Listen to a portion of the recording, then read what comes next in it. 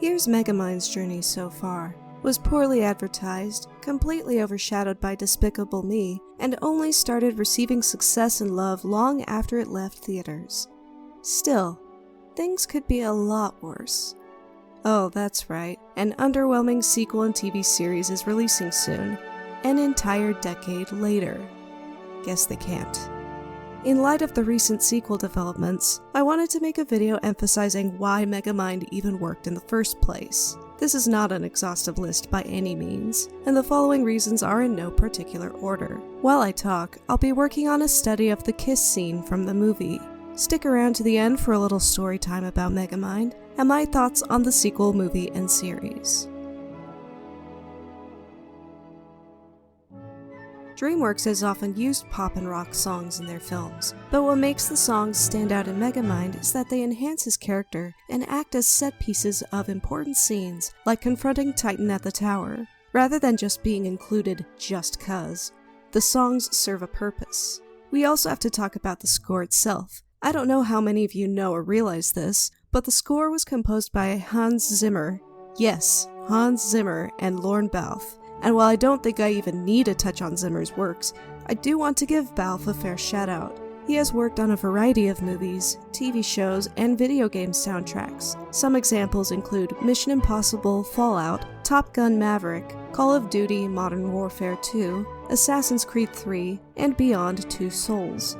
Together, Zimmer and Balfe help craft a cinematic score for Megamind that heightens the story and rides on the emotions of the characters.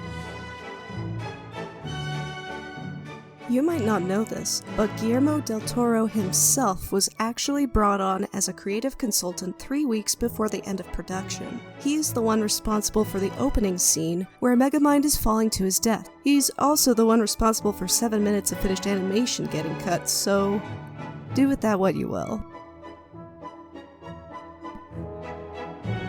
Megamind has some of the most genuinely dynamic character animation I've seen, especially in 3D animation. The main characters have super expressive faces that can give both loud and quiet emotions. The body language of the characters are just as distinct from each other as their silhouettes, and they're fun to watch in action. Also, the costumes are iconic. I mean, look at Megamind's Black Mamba. Dude looks like he's about to open as Queen of the Night for a rock opera version of Magic Flute. You can't tell me otherwise. I mean, come on. You've got Will Ferrell, Brad Pitt, Tina Fey, Jonah Hill, David Cross, and J.K. Simmons in the same cast. They all bring extra life to their characters with charm and comedic sensibility, and Will Ferrell in particular delivers on his role, ranging from big and grandiose to more subtle and emotional. He's not just another over-the-top character in an animated movie. He melts into the role to become dynamic, fun, and a character worth rooting for.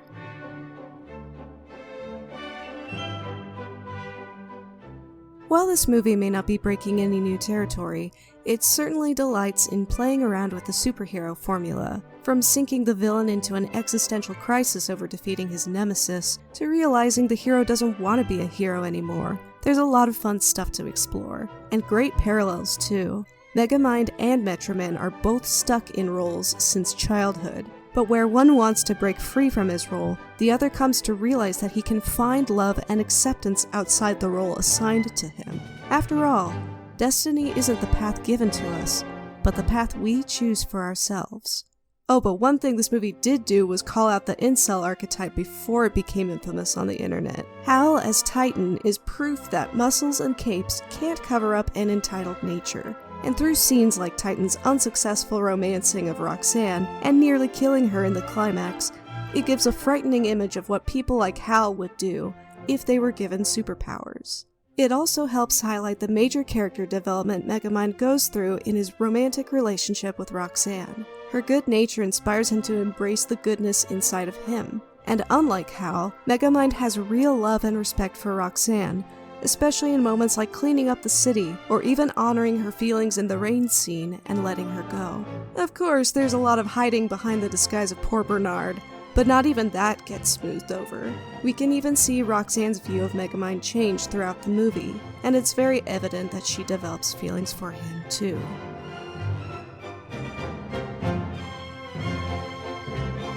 When my brother finally convinced me to check out the movie, I expected a typical irreverent DreamWorks romp.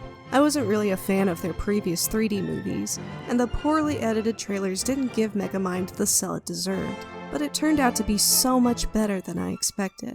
How much do I love this film, you might ask? Back in 2016, in History of Animation class, the final assignment was for each of us to pick an animated movie to make a presentation of. I figured, rightfully so, that no one would pick Megamind. So I set out on a PowerPoint quest to explain and demonstrate the movie and all of its great qualities. People were emotionally sucked in when I showed the rain scene in between slides, and by the time I wrapped up the presentation, pretty much everyone wanted to check it out.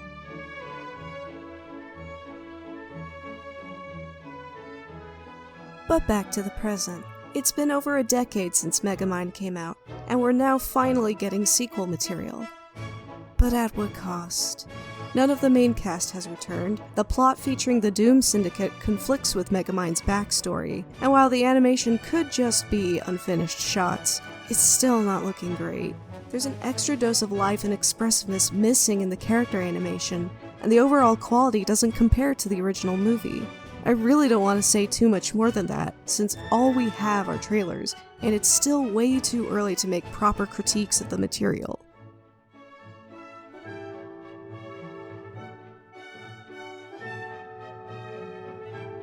But that's how it stands at this point. I can't say I'm too surprised, but in the golden age of DreamWorks sequels, the disappointment hits a lot harder.